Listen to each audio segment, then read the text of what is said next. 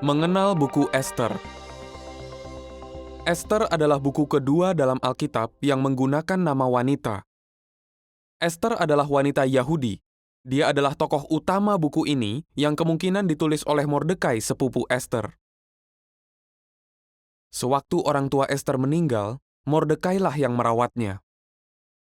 Ester dan Mordekai menjadi anggota keluarga kerajaan Raja Ahasweros.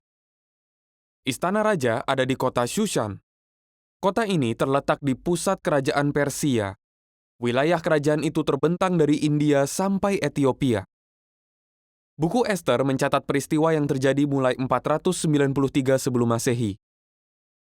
Itu selesai ditulis sekitar tahun 475 sebelum Masehi, sebelum buku Ezra dan Nehemia selesai ditulis.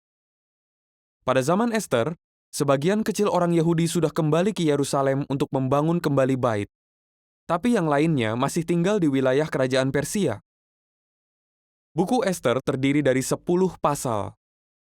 Pasal 1 dan 2 menceritakan bahwa sang raja mencari ratu barunya dari seluruh kerajaan. Akhirnya dia memilih Ester. Pasal 3-7 menceritakan bahwa Haman yang membenci umat Allah menjadi perdana menteri dan berencana untuk membunuh semua orang Yahudi. Haman menggunakan cincin cap milik raja untuk mengesahkan perintah agar semua orang Yahudi, termasuk Mordekai, dibunuh. Jika rencana Haman sukses, garis keturunan yang menghasilkan Mesias akan terputus. Sewaktu mendengar hal itu, Ester memutuskan untuk mengikuti nasihat Mordekai dan menemui Raja Ahasweros. Tahukah Anda, orang yang menemui raja tanpa dipanggil bisa dihukum mati. Tapi, jika raja mengulurkan tongkat emasnya, orang itu tidak akan dibunuh.